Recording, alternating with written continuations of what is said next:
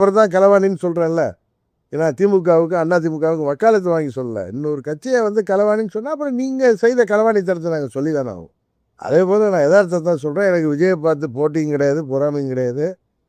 அவர் ஆட்சிக்கு இது எப்படியோ ஆட்சிக்கு வந்துட்டீங்க, ஒழுங்காக ஆட்சி நடத்துகிறத பார்த்துட்டு இதை மாதிரி இன்னும் ஷூட்டிங் சினிமா நடிகராகவே இருக்காதீங்க, நீங்கள் முதலமைச்சராக செயல்படுங்கன்னு தான் சொல்கிறோம்.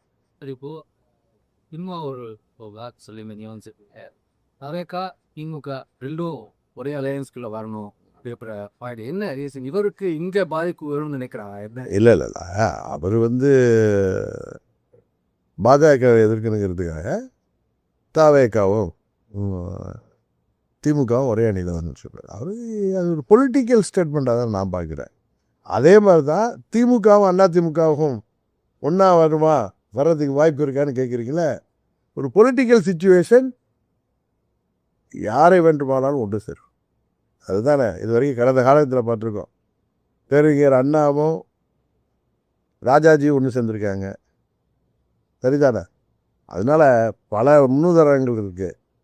அதனால் நீங்கள் இதையெல்லாம் வந்து இது நடக்குமா அது நடக்குமா இது கூடாதா அப்படிங்கிறது. இப்போ திமுக கூட்டணியில் ஜெயித்த கட்சிகளை தன் பக்கம் இழுத்து இல்லை அவர்கள் போய் ஆதரவு கொடுத்து அமைச்சர் பொறுப்பில் தவேகா கூட்டணியில் இருக்கிறது நியாயம்னா எந்த கூட்டணியும் நியாயம்தான். அரசியல் சூழ்நிலை தான் முடிவு பண்ணுன்றீங்களா? அதான் அதிமுக திமுகவோட அபிஷியல் சூழ்நிலை தான் முடிவு பண்ணும். எதுனா சூழ்நிலை தானே. விஜய் வந்து அந்த அளவுக்கு வல்லமை படைத்தவரா இருக்கா சார்? 2 பேரும் சேர்ந்து தான் ஒரு வீழ்த்தக்கூடிய அளவுக்கான நிலையிட்டா சார் அரசியல்ல? இல்லை, இந்த தேர்தலில் அவர் 35% வாக்கு வாங்கியிருக்காரு, கரெக்டு தானே? எங்கள் கூட்டணி 23% வாங்கியிருக்கு, திமுக கூட்டணி அதை விட அதிகம் வாங்கியிருக்கு. நீங்கள் அப்படி தானே பார்ப்பீங்க. அவர் இப்போ நீங்கள் 108 சீட்டில் ஜெயிச்சதுனால நீங்கள் அவர் பலம் பொருந்திய கட்சின்னு பார்த்தா அதை வீழ்த்துவதற்கான வீரத்தை எதிர்காலத்தில் வருகிற தேர்தலில் மற்ற கட்சிகள் எடுப்பதில் ஒன்றும் தவறு இல்லைல்ல. தொழில்துறை இந்தாய் கம்பெனி வந்து ஆந்திர கவர்மெண்ட் போகப்படும். எதுலையுமே கான்சன்ட்ரேட் பண்ண மாட்டாங்க, பூராத்தையும் அரசியல் பண்ணாலும் அங்கே மாறி போகுது. அதனால கொஞ்சம் கான்சன்ட்ரேட். உண்மைதான் அவர் சொல்கிறது உண்மை. அவர்கள் வந்து இந்த ஆட்சி கவிழ்ந்து விடுமோங்கிற பயத்தில் திரு விஜய் அவர்கள் இருக்கிறார். காங்கிரஸை கூட அவங்க நம்புகிறாங்க, மற்ற கட்சிகளை நம்புவதற்கு பயப்படுறாங்க. அதனால தான் அதிமுக எம்எல்ஏக்கெல்லாம் ரிசைன் பண்ணால் இன்னும் ஒரு 4-5 மாதங்களில் மறுபடியும் ஒரு இது வந்துச்சுன்னா, நம்பிக்கையில்லா தீர்மானம் வந்தால் இவர் எம்எல்ஏ அசம்பிளி ஸ்ட்ரென்த் கம்மியாக இருக்கும். அப்போ இருக்கிறத வச்சு அதை பெரும்பான்மை காட்டி விடலாம்ங்கிறதுக்காக தான் அவர் வந்து அதிமுகவை சதி செய்து ரிசைன் பண்ண வைக்கிறார். அது வந்து இந்த தேர்தலை போய் இன்றைக்கி இந்த சென்னை தலைமை நீதிபதி தலைமையிலான அமர்வே நேற்று அது 5 தொகுதிகளில் வந்து தேர்தல் நடத்த அறிவிப்பு கூடவேன்னு சொல்லியிருக்காங்க. அதனால் அது தேர்தல் நடக்காமல் இருக்க விஜய்க்கு அது வந்து சாதகமான ஒரு சூழ்நிலை உருவாக்குவதற்காக செய்த இது ஒரு தந்திரமான நரித்தனமான களவாளித்தனமான நடவடிக்கை தான் அது சட்டமன்ற உறுப்பினர்களை ரிசைன் பண்ண வைத்தது. அதில் தான் அவங்க கான்சென்ட்ரேட் பண்ணுறாங்களே தவிர வேறு எந்த வளர்ச்சி திட்டத்துலேயும் அவர்கள் ஒன்றும் கான்சென்ட்ரேட் பண்ணலை. சும்மா ரீல்ஸ் போடுறாங்க, அவ்வளோதான். ஏன்னா ரீல்ஸ் போட்டு மக்களை ஏமாற்றி ஆட்சிக்கு வந்த மாதிரி இப்போ அது நடந்ததா இது நடந்ததா போடுறாங்க. அவங்க உண்மையிலே இப்போ செயல்படுறது, இது கரூரில் வந்து பேசியது இதெல்லாம் பார்த்தீங்கன்னா அவர் வந்து ஒரு தேர்தலுக்கு முன்பு பேசிய அதே ஸ்டைலில் பேசுறதுக்கு காரணம் ஆட்சி கவிழ்ந்து விடுவோங்கிற பயத்தில், ஆட்சியை காப்பாற்றி கொள்ள வேண்டுங்கிற பயத்தில் தான் செயல்படுறாங்க தவிர வேறு தமிழ்நாட்டு வளர்ச்சி எதுலேயுமே அவர்களுக்கு எந்தவித ஈடுபாடும் இருப்பதாக தெரியவில்லை. புதிய கவசம் வைக்க ஒரு மாதிரி பார்த்து வைக்க ஒரு நான் கவசமாக இருந்து அவர் தரப்பு பதில் நினைக்கல நான் தேவைப்படுவேன் அப்படி. திரு வைகோ அவர்கள் கடந்த காலத்தில் இது மாதிரி பேசியதை நீ சோசியல் மீடியாவில் கூட பேசியது பார்த்துருந்தாங்க. திரு கலைஞர் அவர்களுக்கு நான் வந்து கவசமாக இருப்பேன்னு பேசினார், அம்மா அவர்களுக்கு கவசமாக இருப்பேன்னு பேசினார். இன்றைக்கு விஜய் திரு ஸ்டாலின் அவர்களுக்கு கவசமாக இருப்பேன்னு பேசினார். இன்றைக்கு விஜய் அவர்களுக்கு கவசமாக இருக்குது. அவ்வளோதான் அவர் வார்த்தை, அதை தான் ஆள் தான் பாடுறோம். பழைய மக்கள் நல கூட்டணிக்கு வந்து உருவாகிருக்குது சார். பழைய மக்கள் 2.0 எது இல்லை இண்டஸ்ட்ரி அந்த இப்படி கட்சியில் எல்லாமே வந்து அந்த விஜய் சார் இந்த இடத்துல விஜய் இருக்கார். நீங்கள் விஜயகாந்தோட திரு விஜயை தயவு செய்து ஒப்பிடாதீங்க.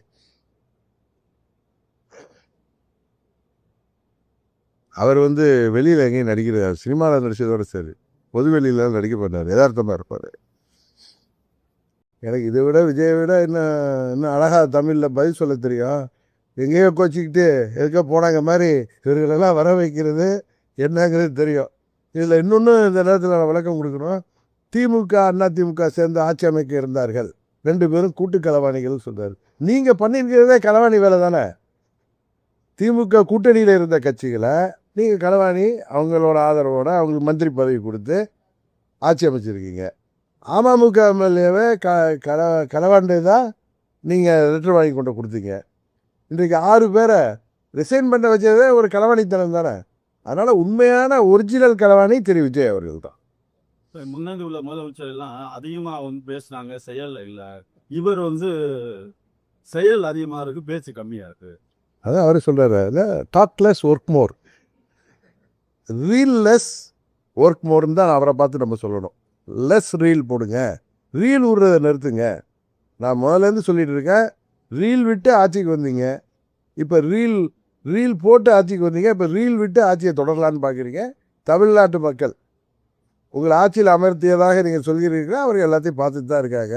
உங்களை விட பெரிய ஜாம்பவான்கள் எல்லாம் பார்த்தவர்கள் தான் தமிழ்நாட்டு மக்களும் இன்றைக்கு இருக்கிற திராவிட கட்சிகளும். உறுதியாக உங்களுக்கு தேவையான பதிலடியை தமிழ்நாட்டு மக்கள் மூலம் நாங்கள் தருவோம். அரசியல் நல்ல ஒரு எப்படி சார் இருக்கு? உண்மையிலேயே அதிமுக திமுக கூட்டு சேரக்கூடிய சூழல் அந்த மாதிரி இருக்கீங்களா சார்? இல்லை, இதெல்லாம் முன்னாடியே நம்ம கணிச்சு சொல்கிறதுக்கு நான் ஒன்றும் மெட்டலாஜிக்கல் டிபார்ட்மெண்ட்லேயும் வல்லுநரும் கிடையாது, ஜோதிடரும் கிடையாது. சூழ்நிலைகள் முடிவு செய்யும். இப்போ நீங்கள் யாரும் திரைமுறையில் பார்த்துருக்கீங்க விஜய் ஆட்சிக்கு வருவாரான்னு யாரும் சொன்னீங்களா? என்ன கூட கேட்டீங்க, இவர் தான் கேட்டார், நீங்கள் விஜய் தலைமை ஏற்றிட்டு போவீங்களான்லாம் கேட்டார் என்கிட்ட.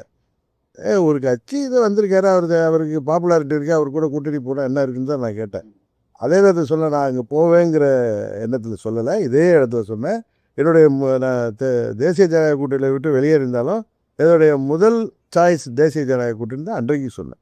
அப்போ கூட நீங்கள் திமுகவோட போவீங்களா விஜயோட போகிறீங்களா இவர் தான் கேட்டார். நான் சொன்னேன், எப்போ ஒரு யதார்த்தத்தை சொல்கிறது. இப்போ அவர் சொல்கிறல, அவர் தான் களவாணின்னு சொல்கிறேன்ல. ஏன்னா திமுகவுக்கு அதிமுகவுக்கு வக்காலத்து வாங்கி சொல்லலை. இன்னொரு கட்சியை வந்து களவாணின்னு சொன்னால் அப்புறம் நீங்கள் செய்த களவாணித்தனத்தை நாங்கள் சொல்லி தானே ஆகும். அதே போல் நான் யதார்த்தத்தை தான் சொல்கிறேன். எனக்கு விஜயை பார்த்து போட்டியும் கிடையாது, பொறாமையும் கிடையாது. அவர் ஆட்சிக்கு இது எப்படியோ ஆட்சிக்கு வந்துட்டீங்க, ஒழுங்காக ஆட்சி நடத்துகிறத பார்த்துட்டு இதை மாதிரி இன்னும் ஷூட்டிங் சினிமா நடிகராகவே இருக்காதீங்க, நீங்கள் முதலமைச்சராக செயல்படுங்கன்னு தான் சொல்கிறோம். சரி, இப்போது இன்னும் ஒரு பேக் சொல்லிமே நியூஸ், அவேக்கா திமுக ரெண்டும் ஒரே அலையன்ஸ்குள்ளே வரணும் அப்படின்ற பாயிண்ட் என்ன ரீசன்? இவருக்கு இங்கே பாதிப்பு வரும்னு நினைக்கிறாங்க என்ன? இல்லை இல்லை இல்லை, அவர் வந்து பாஜக எதிர்க்கணுங்கிறதுக்காக தாவேக்காவும் திமுகவும் ஒரே அணியில் வந்து சொல்கிறார். அது ஒரு பொலிட்டிக்கல் ஸ்டேட்மெண்ட்டாக தான் நான் பார்க்குறேன். அதே மாதிரி தான் திமுகவும் அதிமுகவும் ஒன்றா வருமா, வர்றதுக்கு வாய்ப்பு இருக்கான்னு கேட்குறீங்களே. ஒரு பொலிட்டிக்கல் சிச்சுவேஷன் யாரை வேண்டுமானாலும் ஒன்று சேரும். அதுதானே இது வரைக்கும் கடந்த காலத்தில் பார்த்துருக்கோம். பேரறிஞர் அண்ணாவும் ராஜாஜியும் ஒன்று சேர்ந்துருக்காங்க, சரிதானே? அதனால் பல முன்னுதாரணங்கள் இருக்குது. அதனால் நீங்கள் இதையெல்லாம் வந்து இது நடக்குமா அது நடக்குமா இது கூடாதா அப்படிங்கிறது. இப்போ திமுக கூட்டணியில் ஜெயித்த கட்சிகளை தன் பக்கம் இழுத்து, இல்லை அவர்கள் போய் ஆதரவு கொடுத்து அமைச்சர் பொறுப்பில் தாவேக்கா கூட்டணியில் இருக்கிறது நியாயம்னா எந்த கூட்டணியும் நியாயம்தான். அரசியல் சூழ்நிலை தான் முடிவு பண்ணுன்றீங்களா? அதான் அதிமுக திமுகவோட அபிஷியல் சூழ்நிலை தான் முடிவு பண்ணும். எதுவும் சூழ்நிலை தானே. விஜய் வந்து அந்த அளவுக்கு வல்லமை படைத்தவரா தான் சார்? 2 பேரும் சேர்ந்து தான் ஒரு வீழ்த்தக்கூடிய அளவுக்கான நிலைக்கிட்டா சார் அரசியல்ல? இல்லை, இந்த தேர்தலில் அவர் 35% வாக்கு வாங்கியிருக்காரு, கரெக்டு தானே? எங்கள் கூட்டணி 23% வாங்கியிருக்கு, திமுக கூட்டணி அதை விட அதிகம் வாங்கியிருக்கு.